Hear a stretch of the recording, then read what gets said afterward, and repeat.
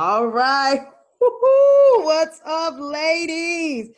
All right, now, y'all know how I am about introducing my guests, and I hope I can make this man blush. Oops. I'm already blushing. Man, let me tell you something. First of all, this episode is going down in history. I'm going to say his name already, Brother Bedford, because you're the first man on the podcast. Wow. Yeah. Now, I actually had a gentleman reach out to me with so much fervor. He was like, I listened to your podcast. I want to do this. And he went through the whole entire application process. But when he was supposed to set his connection call, it fell flat. And it was so potent that I actually reached back out to him. I don't usually reach back out to people because, the podcasting game, look, if you want it, you go after it, to get on someone's platform. But he didn't come through. But you're here. And I know you. You guys I met Brother Bedford from listening to a telesummit. I listened to him on the telesummit. I reached out to this man to have a conversation with him because he had his opt-in and I had some questions. Before I know it, we had us about basically a coaching session. You sat down and you talked to me and I didn't realize how raw I was. When I met you and just how I was very dedicated. I had written books. I remember you going through my website, looking at what I had did. You were like, hey, who taught you how to do these things? You've done more than the average person that comes to me. You like, don't stop. But you started asking me questions that I couldn't answer. And I was like, wait a minute. I don't even know if I'm doing exactly what I want to do because I didn't realize I was basically branding myself as a relationship coach. I thought I was just giving life coaching information. Yeah, I didn't know what I was doing, but I was just brave enough to jump. But that first conversation with you was so instrumental. I still can't really articulate to you the level of direction that it gave me. It made me step back for 2 seconds, get some clarity, and then come back out with a lot more focus. And so when I finally got a chance to meet you last year, y'all, your girl ain't ashamed of nothing. I had she was looking at me like, why is she crying? I'm like, I finally get to meet you, Brother Bedford. And then from there, I actually took the opportunity to work in one of your marketing group programs. And I'm pretty proud of the fact that I believe that I'm clear with my messaging and saying what I have to say. And I experienced so many epiphanies and explosions even in that process. But what impressed me even more than your knowledge was that this is, you guys already know this is not about, measuring and yard sticking, but I serve a lot and I give a lot because my passion really is in helping the people. And in the coaching industry, I hadn't seen it from a man yet. And working with you, I was like, this dude in here is serving. Like, this ain't normal. When he say he really cares about the people, he cares about the people. So when I asked you if you would come on the podcast, you need to know that this with a whole lot of honor. So you guys that's out there listening, say hi to Brother Bedford. Well, you know what, sis? Thank you so much. This is long overdue, and I'm honored. Your words are taken with the utmost humility. I appreciate that. But you've been such a magnetic person, right? You're the type of person that it's easy to serve because you want what it is that you're going after. Most people have these general ideas of what it is that they want to do and what they want to accomplish. And as Les Brown like to say, they're not hungry, right? So with you, right, I saw the hunger. I saw the thirst for whatever it is that I could share. I mean, I don't know the magnitude of what I could have shared or still could share with you to kind of help you in your growth and development of your business. All I knew is that whatever I had, I wanted to share with you and you were receptive to it. So thank you for that. And to be the first male, I'm really, now I'm nervous. You can't be nervous, man. You got this. You do this. Tell the people a little bit about you, because you are a firm believer in podcasting. I mean, we're really not plugging, but go ahead and tell the people about you and the podcast that you have as well, because this is what you do, and you're a very strong proponent for entrepreneurs to establish their own platforms. Right. No, and thank you for that. And it's interesting because I initially, when I started, I tell the story of my history I've been an entrepreneur pretty much all my life. I think I've only held maybe 3 to 4 jobs. None of them lasted longer than a summer or something like that. Because at the root of who I am, I was in the entertainment field as a performer first. You know, many people say Bobby Brown stole my style, so I don't know if that's true or not. But that's my background in the music industry, first performing and then getting into the business side by promoting concerts and things like that.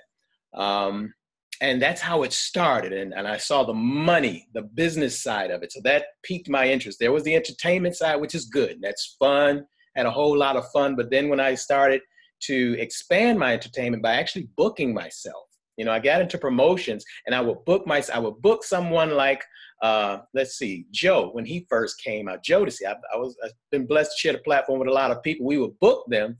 And then I would put myself on the show as an opening act. So that helped to grow my brand. But then I also saw the numbers, you know, when you can look up in the rafters. Most people don't know this when you go to concerts. The profit is in the upper bowl, right? You can see a lot of people on the lower bowl or the mezzanine, and they partying and they rocking out, but the promoter is in the back biting his nails because he knows that that's just breaking even. His money is when those upper bowl seats are filled.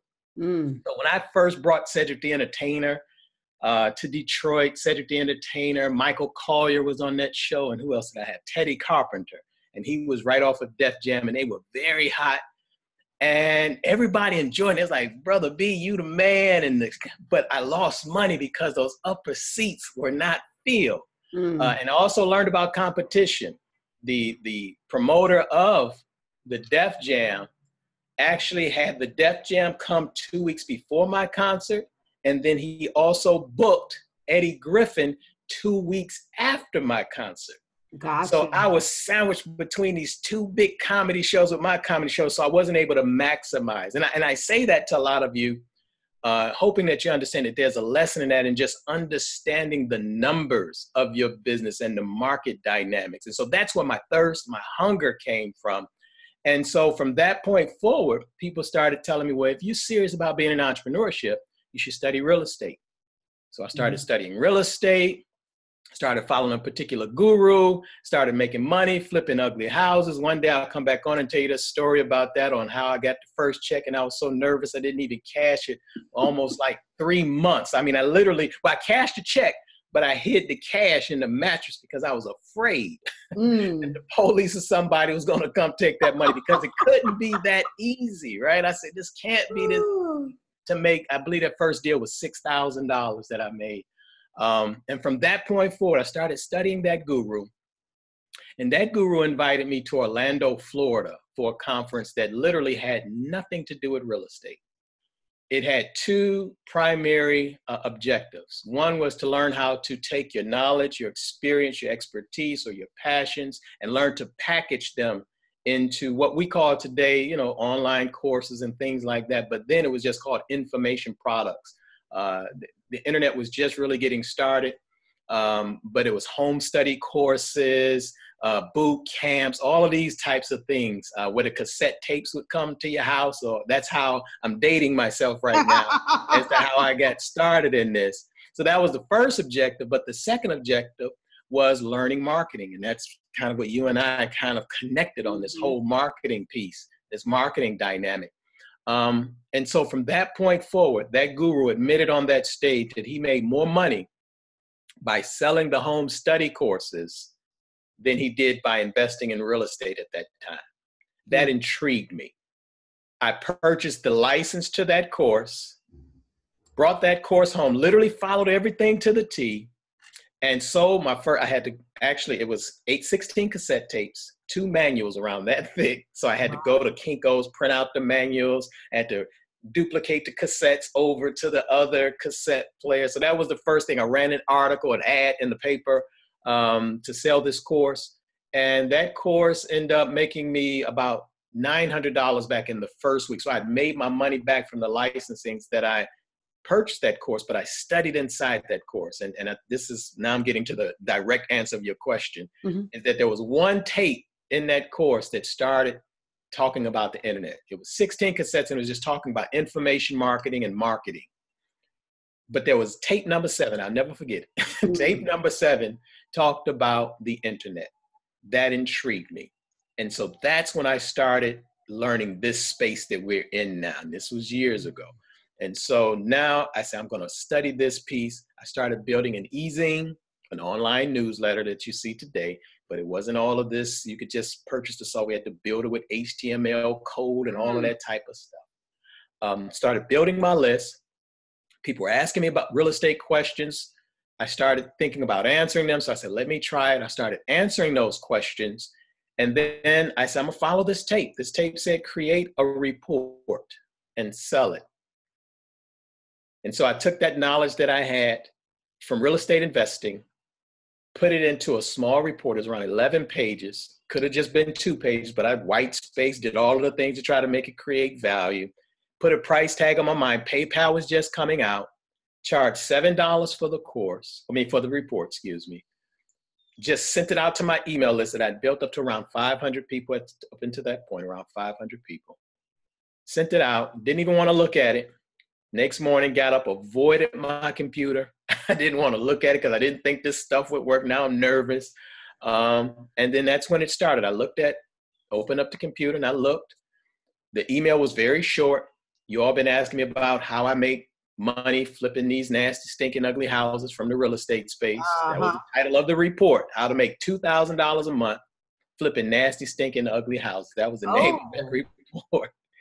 Put a $7 price tag on it, didn't build a web page to sell it or anything, just put my PayPal link in it, sent it out. The following day, I opened up the computer, and that's when it really started clicking for me. That's when I started seeing notification of payment received, notification of payment received, and I thought it was tripping. I refreshed the screen to make sure that nothing was broken, and they were still there. Notification of payment received, notification of payment received. And I was hooked. So I started selling reports. I was reading another book at that time called Conversations with Millionaires. And it only had one Black person in that book, and that was Wallace Famous Amos from Famous Amos Cookies. Okay. I said, no. So that's when the idea hit. Man, what if somebody from our community, because my first site was called howtobea.blackentrepreneur.com. I said, what if somebody was to interview Black millionaires and put that into an ebook? Because now I'm learning this whole ebook thing. And when I say ebook, this was before Amazon. So we're talking about just really a PDF file that we were selling. Yeah, this wasn't, you can go to Amazon and put your book up. You couldn't do that. So I said, man, wouldn't it be nice if somebody interviewed Black millionaires and put it into a book? And that's how I was born. And I started calling and interviewing. My first interview was George Frazier, who's now a mentor and a dear friend, but at that time, he was the first person I called. His assistant said he wouldn't do it. He said yes. He called me. We did that interview for about 1 hour and 45 minutes. The next person I called was Les Brown. Les Brown said yes. Then it was Dr. Dennis Kimbrough. Then the great Kathy Hughes. Randall Pinkett had just won The Apprentice with Donald Trump and told him to go to house. I got to interview that brother. So I interviewed him, Mike Roberts, Lisa Nichols. But here's the thing, and this goes to your point about the podcast. And I think this is a great lesson about multi-purposing your content for the people who are listening. You don't have to create a whole bunch of different things. You can take one solid piece of content and learn how to multi-purpose it and really make a mint. And so that's what happened. So now I did these interviews. I took the first 9, transcribed them, began to sell the ebook. We released a press release.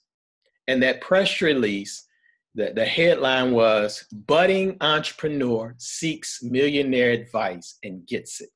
That press release was distributed.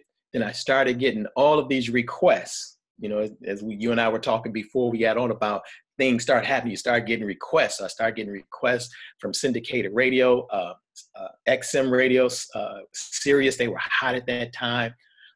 People started requesting me regionally. Then Warren Ballantyne, he was hot. His show called me, and then I was on his show. And then as I was going on there, and they would just ask me questions. Well, what did these millionaires talk to you about? And I would just say, well, George taught me this, or Kathy Hughes said this. And then at the end of it, they would ask, okay, how can people get this book or this ebook? And I said, all they got to do is go to conversationswithblackmillionaires.com. And I mean, literally thousands of downloads. That's how it started. And I was hooked. But now here's where this got real great. those same interviews that I recorded, now I turned them into the podcast. Yeah. And so we turned the same interviews that were a book that made hundreds of thousands of dollars. Now I can take those very same interviews and turn them into the podcast. And it shot up the charts. Even to this day, I still get thousands of downloads every week from people finding Conversations with Black Millionaires on iTunes and places like that. So it's an excellent lead generator. But when you say the platform, look at what ended up happening. So when people are tuning in to hear George Fraser, they're hearing me. So my profile began to rise. And obviously, here's the other thing that's happening. As I'm communicating and having these interviews with George and Les Brown, they're saying great things about me.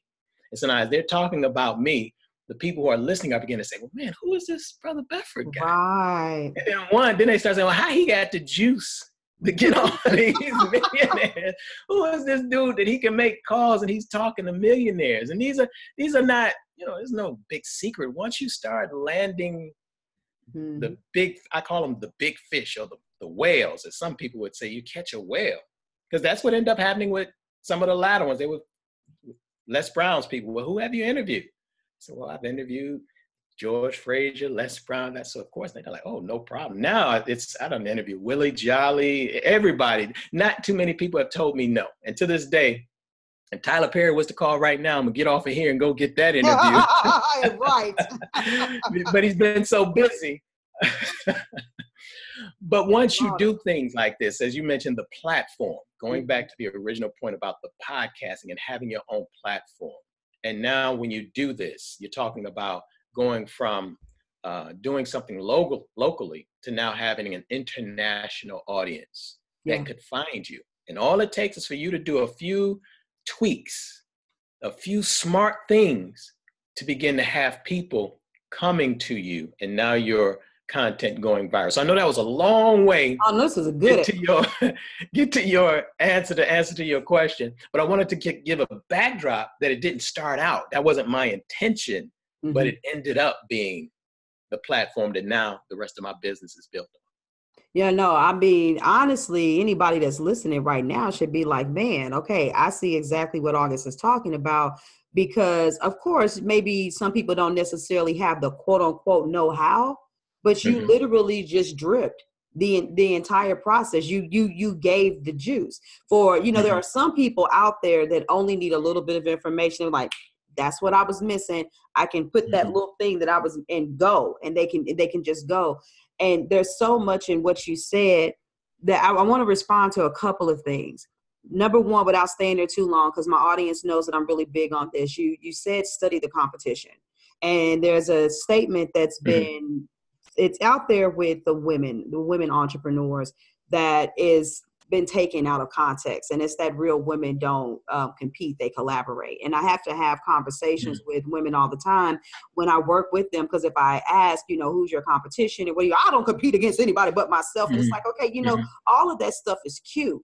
But if you don't know what's going on in the marketplace, I'll drop a big name because I do a lot with selling. If I drop a course at the same time that Lisa Sasevich is dropping a course, then that might suck up a lot of the money that I could be making, because she calls herself the conversion queen, the sales queen, stuff like that. And so not knowing what somebody else is doing out there in the marketplace, you're messing yourself up. Plus, you can't have blinders on. You want to be authentic. You want to show who you are. But sometimes you may realize that they're doing something that's a little bit different or a little bit innovative. And then you get your research on, because, a lot of times as entrepreneurs, we don't necessarily make time to research. So we're not really paying attention to different trends that we need to get on. Not so much. I'm not talking about riding a trend that's going to come and fade, but when there's transitions, in the marketplace and stuff like that. So here's a very successful gentleman that's sitting here telling you guys, understand what's going on with your competition.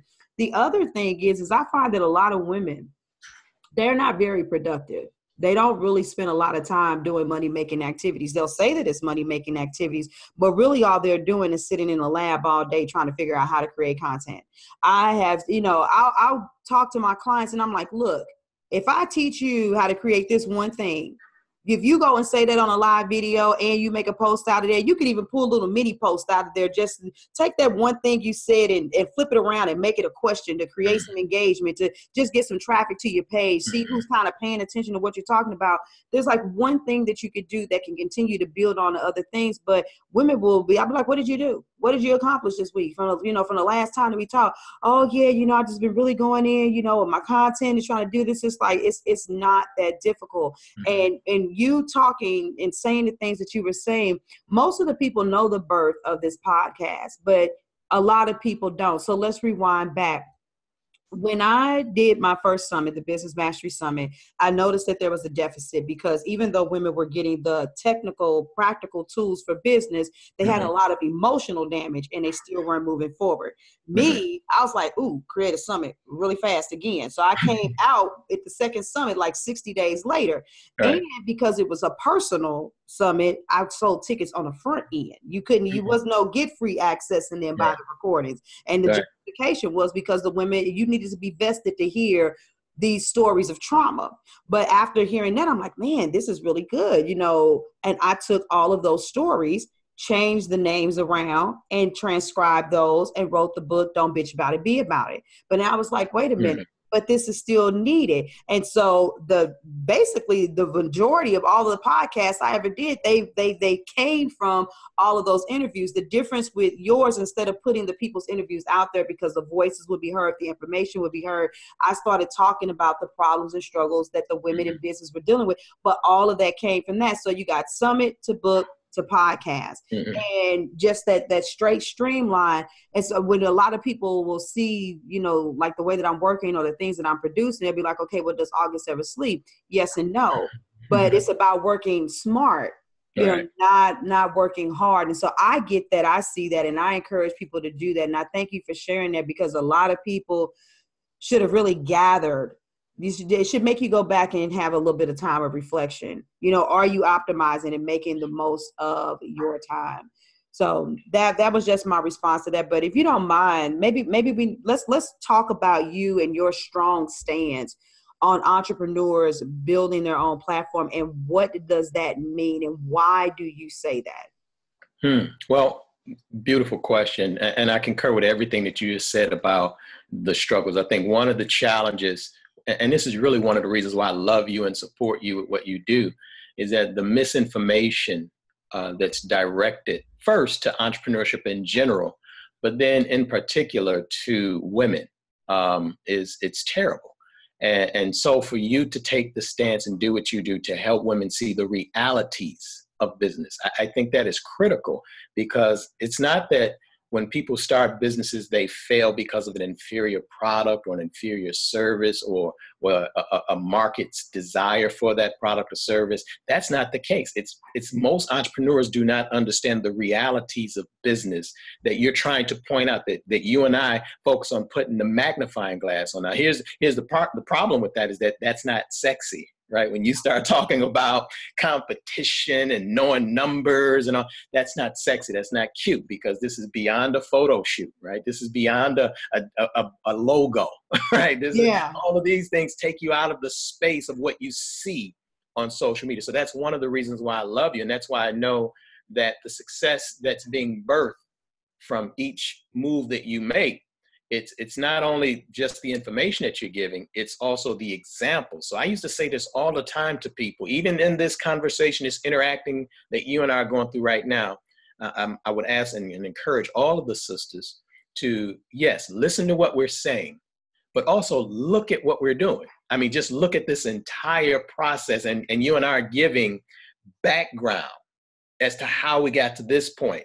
So that should let every single one of you know that you can't skip these steps that we talked about, how her summit led to book, then podcast, and how I even talked about my career going to conference, to course, to on. So all of these things are valuable pieces. Some would say like breadcrumbs that people have left for you to follow. So even though we're giving you big picture things, hopefully you can see the roadmap that we're laying for you. And so that's why I love you and the work that you do, and will always support what you do. More directly, to the point of why I stand for entrepreneurship, because everybody is born an entrepreneur. I've had this argument with, I don't know, probably 1 million people and advocates on all types of things. But the reality is, prior to a little over 100 years ago, practically everyone on this continent was entrepreneurs. This whole corporate idea came about from people who moved into the industrial age and began to implement the ideas of their business concepts into the educational system. So it became go to school, get good grades so that you can get a job really working for me. And so it killed, and this is just a little over 100 years ago, killed the idea or the thought that I should be doing something for myself. So entrepreneur is just a French word. The black word or the white word or just the common word is do something for yourself. That's really all that is. Hello. That's all, just so that we can say entrepreneur is a French term. And if we want to be all sophisticated, we can get into that. But an entrepreneur is simply one who has decided to do something for him or herself. And that is something that we're all born with. And so I stand on that and I preach that, because if you are sitting waiting, and this doesn't necessarily mean that you shouldn't get a job or want to work with people or collaborate. The key is having the entrepreneurial mindset that even if you're working with someone or partnering with someone or even working for someone, the way that you approach that job now is completely different. Yeah. You approach it similar to how we watch the sports world today. You approach it as like a free agent, right? You go in knowing who you are, what's your skill set, what value do you bring to the table. So therefore, no one can tell you, I'm only going to give you $7 an hour. If you know that you're worth more than that, so now you begin to package yourself, you position yourself to go in as a free agent or an independent contractor, so that you begin to maximize your income opportunities. That's really all it's about. So that's why I stand for that. And when we start talking about packaging, that goes back to the platform. There's a lot of you who are listening. If you're on a job, I want you to just think about it.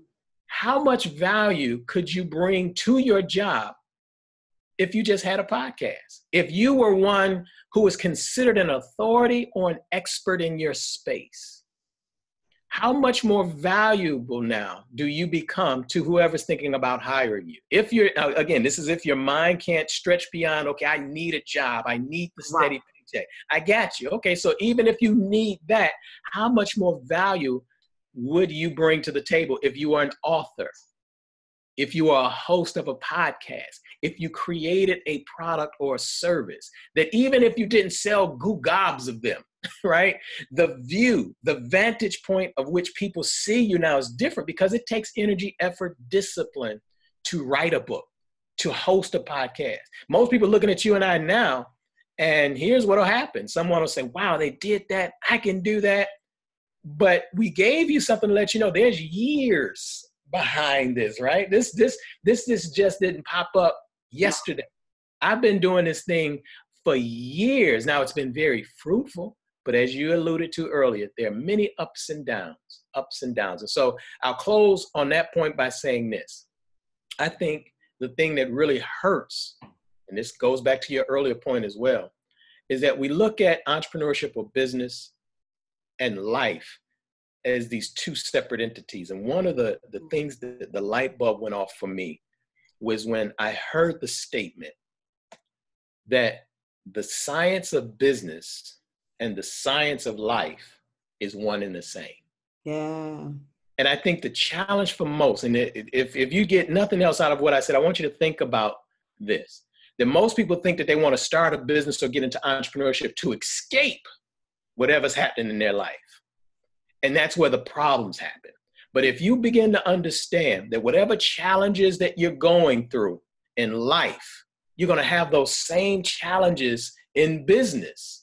And so when you understand that, now you approach it, you're not trying to escape, you're really trying to become a master of life, and you're really trying to become a master of your business, because your business is your life and your life is your business. When you begin to understand that concept and not try to escape, If I could just do a business like August or Brother Bedford, then I ain't got to worry about relationships, family, bills. No, that's not the case. I got bills. I still have family. I still have relationships I have to build, right? It's just on a different level, and they work in concert. So I think that if you get nothing else, sisters, if you do not look at trying to start a business or anything to escape what you already know, because the principles, the challenges that you're going through, that you've overcome, heartache, hardships, those are the same emotional tools, psychological tools, and even business tools that you need to get into business. I don't know why people think that it's something totally different, and that's why they mess up. It's like, I have this over here, and now I got to go learn this whole new reality. That's not true. It's the same. There are business principles, but there are some things that are congruent. So I hope that helps. Absolutely. Woo, y'all, I like it when he says something that I've been trying to tell y'all. Who you are personally and professionally is the same thing. And that's the bump against the head that most people have to deal with when it comes to building a business. And I see it all the time, when I'm coaching women, and it's like, what I've noticed is almost, and that's not to say that men don't do it too, but of course I'm speaking from, my demographic, is that it's almost as if a person builds a business so that they can have something to hide behind to say that now that I have something. So, correct. but you can't do that. Correct. Because I know that whenever I talk to a woman and I'm like, oh, okay, so what do you want to do with your business? How do you want to make money? What is this product you want to create? It's as if they believe that the information age, the technological age means that, oh, Brother Bedford said you should write a book. I'm going to write a book and I'm going to put it out there. And then the book is going to make my business be what it's going to become. And that's that separate entity thing. It's like, if I could just do something with my business that would make me some money, then I'll start making some money so I don't have to deal with this crap.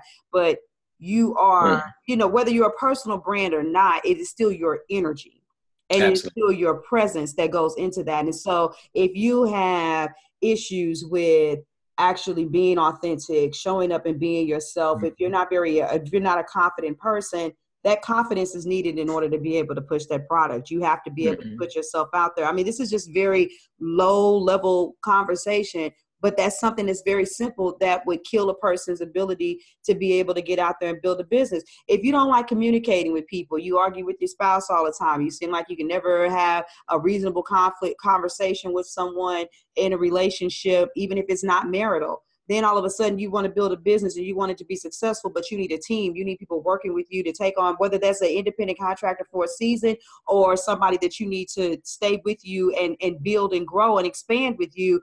You will not be able to keep anybody on board because your communication skills are poor. It's you. Ladies, whatever it is that you're doing, all of it is just you. And so the way that you excel in business is by having these moments of saying, you know what, this is showing me who I am. It's showing me what I'm great at. It's showing me what I'm not great at. And that doesn't mean that you're supposed to beat yourself up. That means that shows you that that's where relationship opportunities are at. Absolutely. If I'm not good at something, then that means that I need to be friends with someone and develop a relationship with someone that is good at it. Because no matter how great some of us may be at a lot of things, none of us are great at everything. Correct. And I just know that with a lot of women, what I've seen happen, and this will be interesting. I'd love to hear your response to this. I remember, and it's not just her, but there's just one client in particular that always sticks out in my head. We had just started working together and she was like, yeah, I actually have you and I have another coach because, it takes a village, to raise a baby. And, so I'm doing that. And I'm like, okay, that's cool. And I didn't really know that much about the other woman. And so I'm going through and I'm starting at ground floor. Who are you talking to? Who are you? She's like, yeah, I'm talking to these people. I'm like, okay, but that's just such a vast, broad audience. If your audience is that broad, then what are you doing over here? Because you say your other coach has you creating a signature course. And like, yeah, no, because I'm all about getting that passive income. And I'm like, well, let me ask you a question. Will anybody opt in for your freebie? If you get somebody to sign up for, a $27 offer, a low barrier of entry cost offer, well, no, not yet, but I'm doing this and I got my tribe and I got my group. I'm like, yeah, but you just got a bunch of people that just wanted a place to socialize. So we were having this conversation. And of course, as we went through the relationship, we had to deal with mindset blocks, issues that she was having, why she couldn't show up, confidence and esteem issues. And once she got past all that stuff, she was able to say who she was, have, firm belief in who she was serving, identify who that niche was. We're talking about somebody who could barely sell something that was, $97 to then saying, Right. oh, if you want this from me, it costs $2,000. And somebody being like, just give me the PayPal link. It was like literally that serious. And so I usually have that bump in the road with most clients, because I usually do get people that are closer to the beginning. They're established, but they're still stuck at beginner mode. And it seems like everybody wants to jump to passive income. Yeah. Talk to the audience about how you feel about that. Cause hey, you did come out, dropping out your book, your notifications, favor received. Right. If anybody can tell somebody about the realities of doing this, you can speak to it. Okay, great. And I love your process with your client. And you're so correct. I don't want to jump off of that too quick. I think that the principles that you share are so important. If you don't have confidence in your personal relationships with your spouse, your children, or friends, how are you going to have confidence in the business environment with people that you don't know? If you can't communicate with your immediate circle, how are you going to communicate the value of your product? That's why I said it's not separate, but for some reason we tend to think these things are separate. So again, that's why I love your approach. It's a reality check for a lot of people, because they don't want to hear that. You mean my life is a mess and I can't have business success because my life is a mess? Yeah, that means you got just keeping it real. Your business life is a reflection of your personal life, especially if you're driving the brand, as you mentioned, using the personal brand analogy. As it relates to the passive income, wow, the biggest lies, biggest farces that have ever been shared with people are those two things. And I bump heads with some of my mentors who talk about, no person should be in America with only one stream of income. I totally agree. But the multiple streams of income argument is so misused and misplaced, right? And that's what, first, let's look at the word. Do you have a stream coming in? So let's just jump off of business theory and let's make it real. If you were to go out and you were looking at streams of water or rivers flowing, if one stream is blocked, it's not going to produce anything. So now if you're over here, this stream is not coming in. You over here talking about I'm doing multiple streams of income, but this stream is blocked. And the more time you spend scattered trying to build all of these streams of income, the more blockage you're going to have. So the key to that is you have to build a stream and make sure that it is an ever flowing stream, which requires you to have patience and focus to develop that. Here's the second part of that. Your multiple streams of income should not be incongruent. That's the problem. Everybody's talking about here. I'm doing real estate. I sell insurance. I got an online business. I sell T-shirts on the side. That's not multiple streams of income. That just means you're all over the place. Your multiple streams of income should come from this. This is another valuable lesson. If you get this, you're going to thank me in August for the rest of your life. The streams, and going back to, she used my story. I built a hub first. I'm going to try to give you an example. I focused on a hub of a wheel. And then my streams of income began to become like spokes out of the wheel.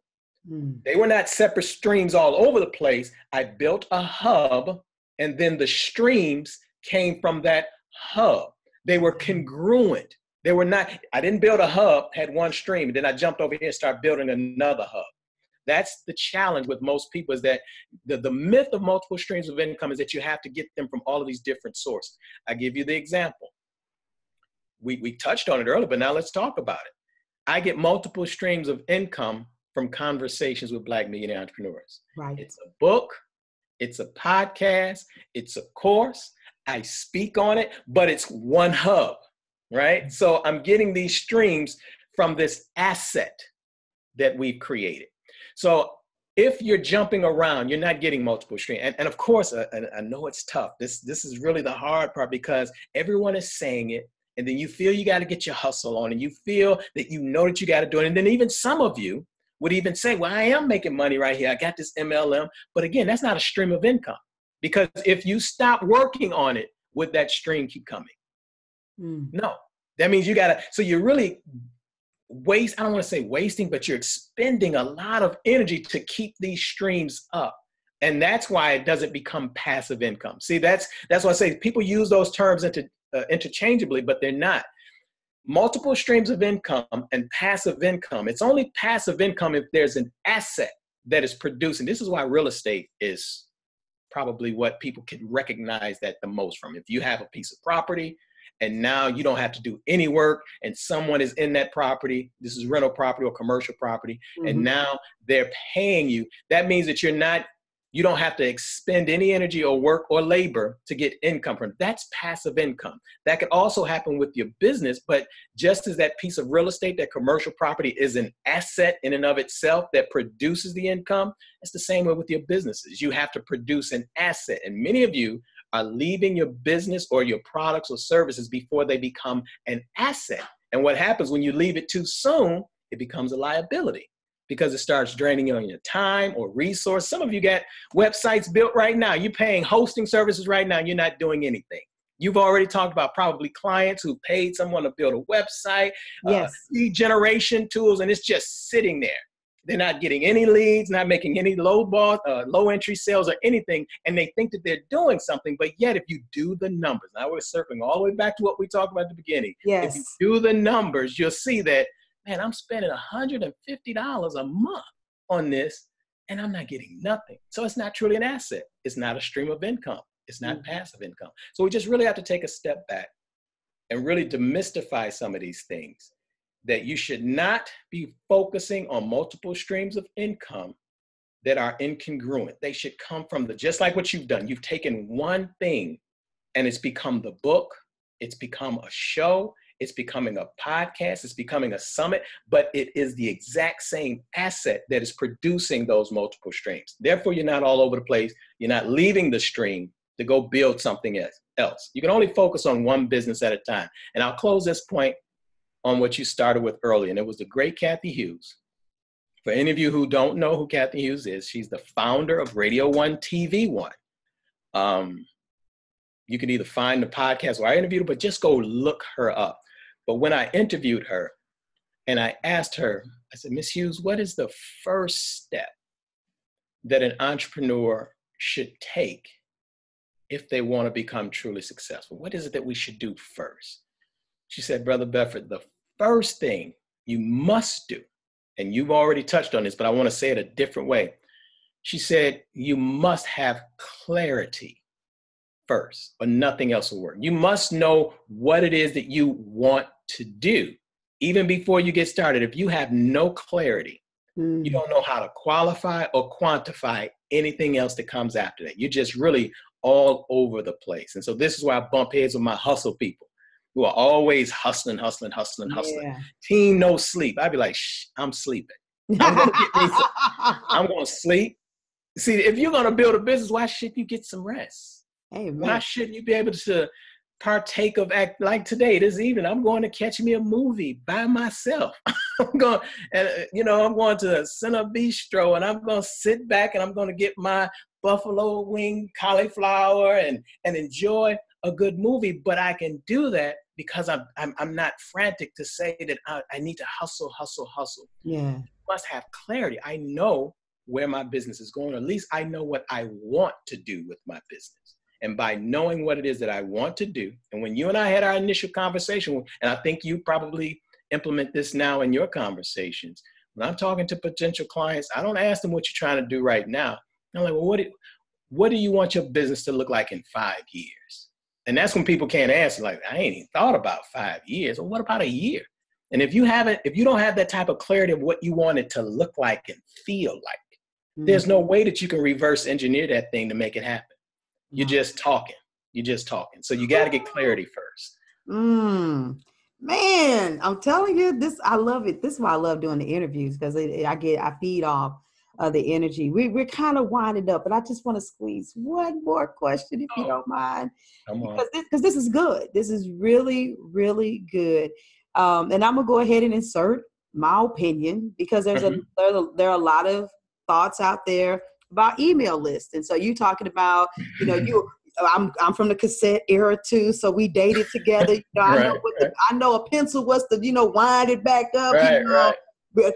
When they got high speed dubbing, I was like in the house. So that's right. Yeah, but here you are talking about you grew a list, and you got these notifications of payment received, and so somebody. We just have these reasons why we judge where we get information from. Oh, he too old school. He ain't up to date. He don't really know, what's going on. And so I hear a lot of people talking about, you don't have to do these things. You don't have to do this. And, email lists. Yeah, I don't have a list. I don't have to have a list. And you know what? At the end of the day, nobody has to do anything. Right. You're very right. But then it also means that if you don't do that, you will have to do whatever that alternative is in order for you to keep yourself afloat. And my opinion is this. I think that sometimes we get too caught up in the jargon, and we're missing that there are some things that what the scripture that says nothing new has been done under the sun. That's correct.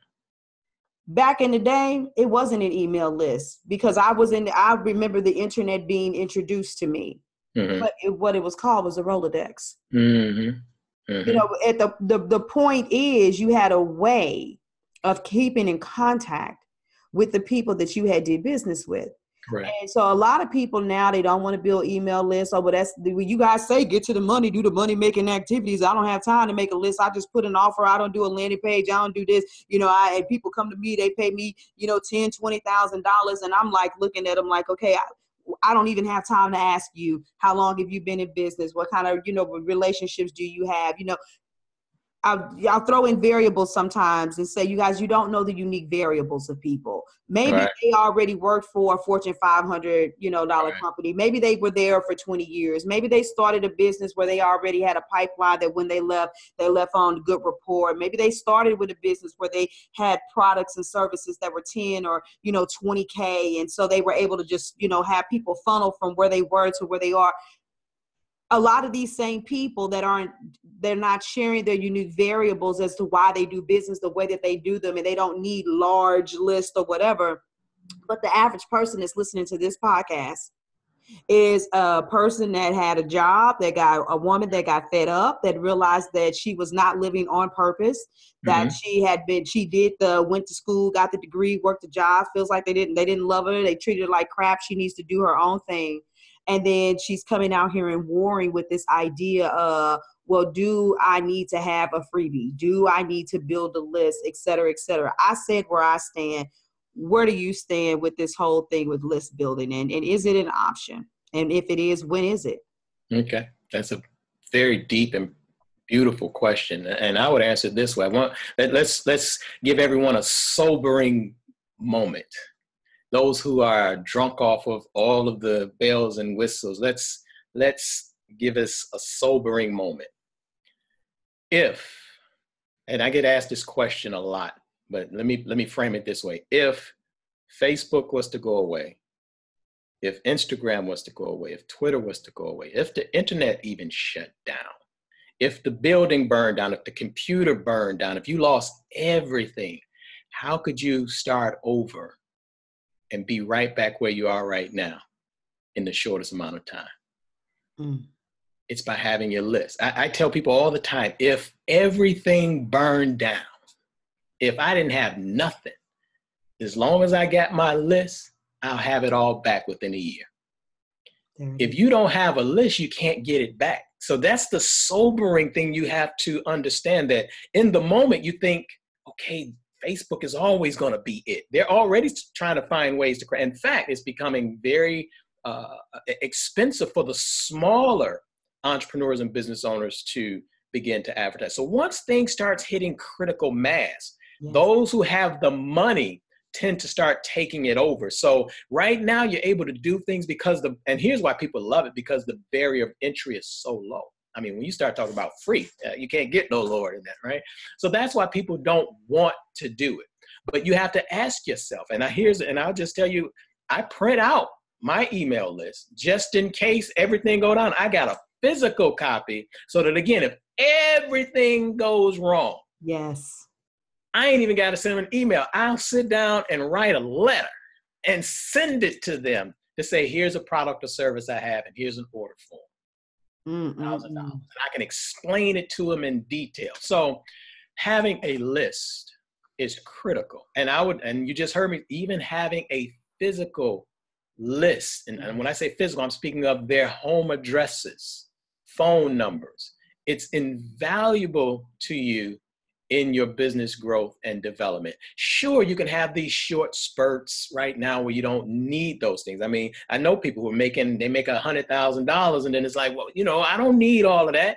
But then they come back to me a year and a half later. So when you alluded to my response when someone says, well, you so old school. That's right. I'm old. I'm around, right? Can't you see? I'm still here. What happened to the new school that came out last year? Where is he at now? Mm-hmm. Where is she at now? Where is that sister that had that coaching program that you were so excited about, and her only credentials was to get into a $5,000 coaching program so that they could teach her how to create a $5,000 coaching program to teach you how to make a $5,000, but there's no substance there. Those people are gone. In fact, think about it. How many people are you paying to do that? But if you have a list to where you can communicate, and this goes back to what we talked about earlier, how else do you build relationships? Right. Except that you have repetitive communications with them, or you provide value on a continuous basis. I have people, and I'll close on this point, but it's so valuable. But I had one woman who was on my list for 10 years. And obviously I'm just emailing, I'm doing what I do. I don't pay attention. Then all of a sudden one day I receive an email. She said, I'd like to talk to you. I'm Dr. Such and such, and I do this and I do this and I do this, and I know what you're about, and I have a budget of $75,000 to implement and grow this stuff that you talk about with notifications, because I'm ready to take all of my practice. I'm ready to take my knowledge and put it in here. I know that I need to learn this and marketing and all of this type of stuff, and I have a budget of $75,000. But she'd been on my list for 10 years, never bought anything.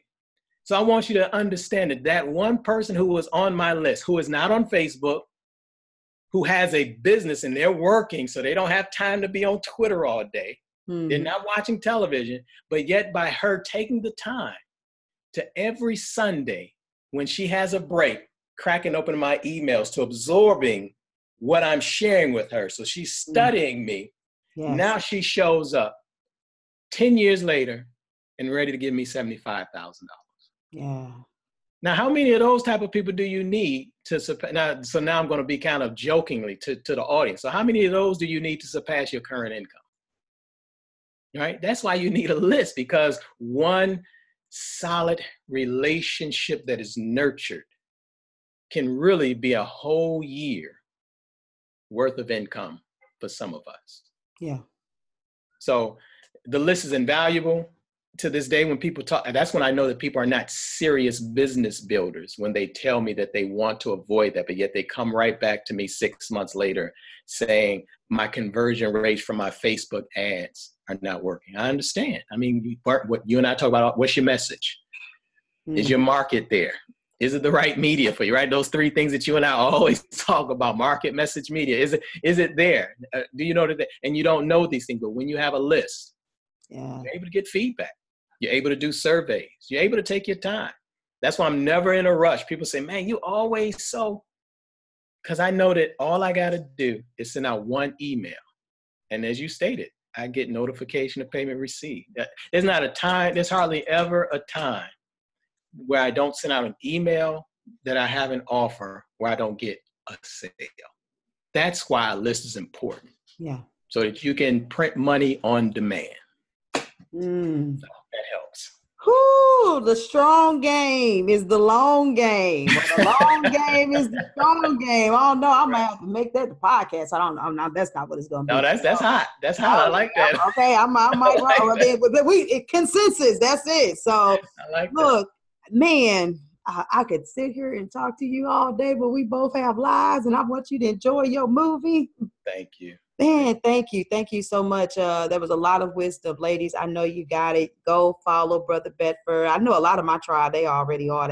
As soon as I put something on, I'll share a couple of your posts, periodically I go share some of your stuff. And then I start seeing, I'm like, how they like the post before I got a chance to like the post, because they saw you in the feed, right. Before I do, but I'm always honest. I'm not the marketing guru though. I'm very strong with my message and what I do, I thank you for what I learned with you, and I'm sure that the opportunity is going to bud for us to do some more things. But absolutely, let the people that have been inspired and are sitting there saying, hold up, I need what this brother has, let them know what you have for the listeners so that they can go ahead and get on that list that's so hot that 10 years from now they will still want to be. Well, I'm always doing a lot of things, and if you've been around August and myself for any time, you know that that's the purpose. You got a bunch of little these assets, things that we're talking about, these assets working for you. But I would only suggest just one thing that I would want you to do. Two things. One, I'll be speaking, and I don't know when this airs. It will be like I think it's the last Friday in April. I can tell you this was right after the summit. So just okay, great. So if you're in Houston area, you may want to stop by the Power Networking Conference to network and make these personal connections with myself. And again, Damon John is going to be there, George Frazier. And again, I mention these things because of the importance of conferencing and going where important people are. George Frazier, if you don't know who he is, you should look him up. That's Fraser, George Frazier. He made a statement that has stuck with me. It was actually said it in that very first interview that I had with him. He said, Brother Bedford, if you want to meet important people, you have to go where important people are, because they damn sure not coming to you. And so many of you are just a relationship away. When you start talking about, and Dr. Dennis Kimbrough, another one of my mentors, say, study the 5 closest people to you. You will see your future. If you're interacting with 5 broke people, and I don't say broke in a derogatory way, a demeaning way, I'm just saying just 5 people who are not achieving the things that you would like to achieve, living the life that you would like to live, chances are you're the 6th, right? You're going to become a part of that environment. So if you want to break out of that, you have to start seeking new friends, better friends, people who inspire you, people who become those who stretch your mind. In fact, I'm embarrassed if your friends don't embarrass you. And what I mean by that, if your ideas don't excite them and vice versa, you should be embarrassed. So I'm embarrassed when I'm around like George now. They're on this whole initiative to create Fraser Nation and have thousands of financial centers all around the country. Those are the type of friends you want to be around when you're like, damn, and I'm scared to put out an ebook. They're getting ready to build multi-million-dollar complexes, and I'm scared to start a podcast, right? So you want friends that make you kind of nervous. Say, damn, I have to level up. I have to measure up. Water seeks its own level. So you want to begin to grow. Does that mean you're going to immediately do that? No, but that's why you got to start. Let them begin to stretch you. So join us at the Power Networking Conference if you get the opportunity. And since we've really been talking about marketing, we talk about notification of payment received and all of those things. But I really think the most important knowledge that any entrepreneur or business owner can have is marketing. In fact, the business that you're truly in is marketing, right? Now, if you cut hair, that's the skill. But if you don't know how to get customers or clients, you just cut hair every now and then. It's only a matter of time before you're out of business. If you cook well, right? If you don't know how to get customers and clients to come and buy what it is that you have, you'll be out of business. There's a lot of talented people, a lot of great products and services. I know people with garages full of products and services, and they wonder, why can't I sell this stuff? Because you've never learned how to market and sell those products and services. So the most important knowledge that an entrepreneur and a business owner can have is learning how to market your business. And so I have a tip sheet that I want you to go get, moneymakingmarketingtips.com, moneymakingmarketingtips.com. You can go there. It's a very short read, but it gives you 8 tips that will force you to start thinking through your business, as you alluded to earlier. And I thank you for that. And that's so profound. And I know you do the same thing with your clients when you're talking to them. The best thing that we can begin to do for budding entrepreneurs or people who are trying to get into business, begin to get them to think through their business. You know, most of us just have an idea, but we don't think through of what it's going to take, what it's going to look like, what it's going to feel like, what is it going to take, who do I need to get around? That's really the business you're in. How do you do that? How do you think through that? And so these 8 tips kind of help you begin to think through what it is that you need to do with your business and your products and your services. Because if you can't think through it, you just got an idea, right? I got an ink pen. Okay, so how do we sell this thing? Now, how do we make your ink pen different from the gazillion other ink pens that are out there, right? So you got to think through this thing. What makes it different? What is my USP with this pen, right? I mean, you know, maybe I can put August Crenshaw's name on it. Maybe that'll help it. There's something that you have to think through. So you can go to Money Making Marketing Tips to get this short report or this tip sheet, and again, just look at what we're doing, or you can text the number 8 and the word tips all together, 8 tips to a short code 58885. 8 tips to 58885. And just what I just did is a lesson unto itself. So you need to study just the end of this. And if you do this, you'll see the response you get from me.